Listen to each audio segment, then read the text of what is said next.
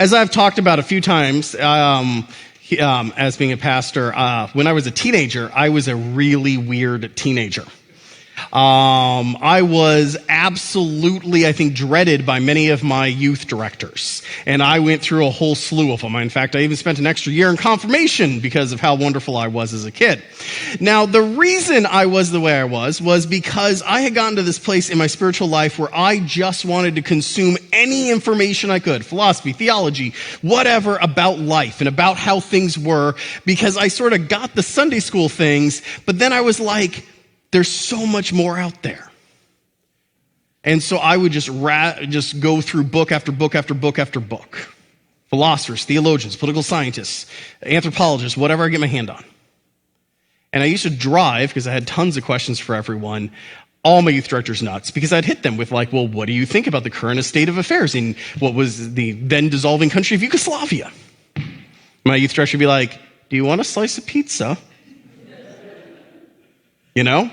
And so I was one of those kids. And I had this one youth director. His name was Ted Ressler. Great guy. Brilliant man. Older guy. He was one of the last people who was afflicted with polio in the United States. And he lost a leg to it.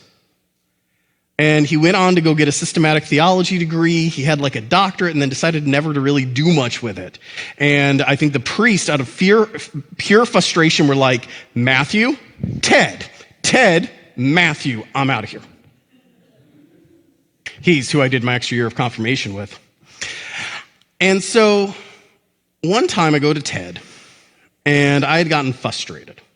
Because I had gotten frustrated with all these adults in the church who I would try to engage in reasonable conversations about Kierkegaard and Paul Tillich or Rene Descartes, and they would look at me and I could see their eyes glass over. And I'd be like, what is with these people? They don't even know who these people are.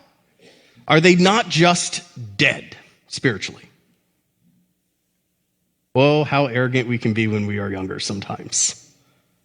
Ted looked at me and he said, and it's one of those conversations that at that moment I remembered, but it didn't dawn on me until many years later how right he was and how wrong I was. Because he looked at me and he said, Matt, you're right. Faith starts off simply. And then as you grow, if you do what God calls you to do, you engage in the complexities of the world, and faith goes from being simple to being incredibly complicated. But if you actually keep going back out there and you keep doing what God calls you to do and you do your best at it, as you grow, not just in your brain, but in your heart and in your soul, and most of all in your wisdom, you will realize at the end of all that complexity is simplicity again. Because faith is simple until it's hard, until it's simple again. This particular passage is a great illustration of that, and let me explain why. See, at the baseline of this, if you just read it in the most simplistic way, it's pretty simple. It says, here's the golden rule. Love your neighbor as you love yourself. Love your neighbor as I have loved you. This is the totality of all the commandments. Everything else in the Bible is subordinate to this rule. All you got to do is do this rule. Your life will be better. You will share in my joy. You will know everything that I have told you if you just live by this rule. It's clear, right? And on one level, we all get it, right? We all just saying Jesus loves me. How many of you have sung that before? Raise your hand. Pretty much everyone knows that song. And that song is this beautiful summary of this passage that just basically says, Jesus loves you because I, Jesus, loved all of y'all, humanity, then your goal is to go love each other like I loved you. End of story. That's it. Wrap it up. Let's go. We start there. If you never get out of just going, yeah, then you've never gone from the head to the heart to the hands, which is the goal of Christianity, to go from the head to the heart to the hands. Because if it only lives as some sort of intellectual thing for you, then you've never gotten off of first base. Yeah, first base. Yeah, like in baseball. See, here's the thing. The next thing that happens as a faithful person in your journey is you go, all right, I got it. I got it in the brain here. I know I'm supposed to help my neighbor. So let's go ahead, start looking at all my neighbors and say, who needs help? And then you're like, oh, this person needs help. And you go help them. And the first few times you do it, it's really simple because you're going to pick something where there's like a clear need. You clearly who your neighbor is, and then clearly they have a need, and so you fulfill the need. You help the person across the street. You feel good. Why? Because you're sharing in God's joy, because you've gone out there and you've done good. You share in that, and you're like, dude, this is great. I got it. The song was right. But if you keep doing it, and you keep engaging with humanity, and you keep looking out for your neighbor, and you keep trying to love people, you will find that there are gray areas in the world of love. There's gray areas, and how do I do this? Because that line between loving your neighbor and enabling your neighbor's behavior is a gray line. That line between fighting for justice is easy when one side is clearly right and one side clearly wrong. If it is the Nazis versus the Allies in World War II, picking the right side shouldn't be hard. But if it's Yugoslavia in 1990, in which every one of these different ethnic groups legitimately can point to a place in history where the other ethnic groups have slaughtered them en masse through genocide, who's right and who's wrong becomes a lot harder of a call. Where does justice lie becomes something not for the faint of heart.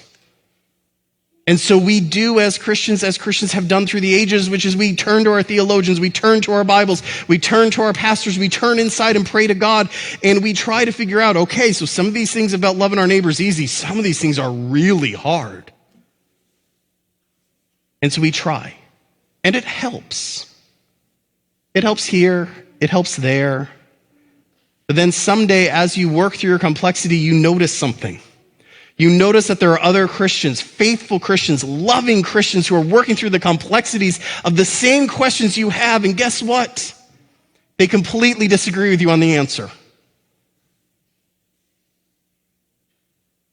And then you have a choice. You can either reject them,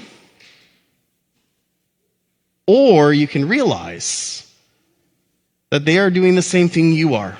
They are going from their head to their heart to their hands.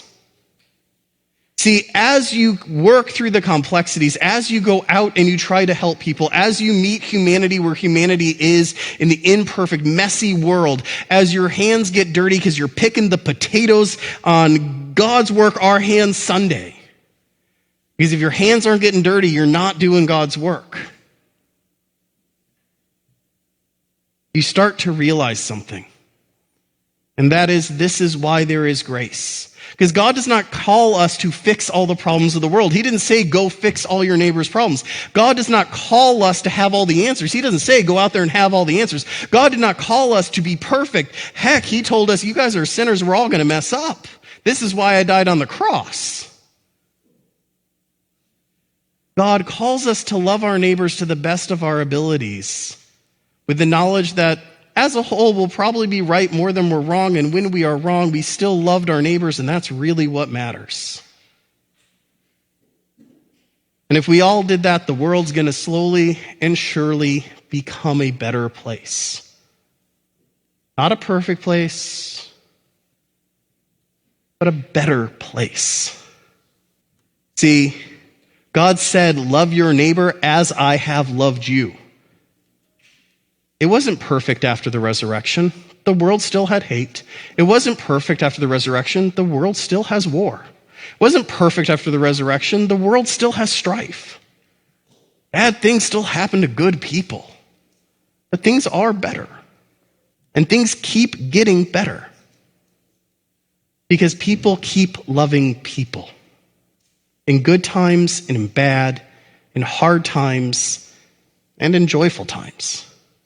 But ultimately, imperfectly.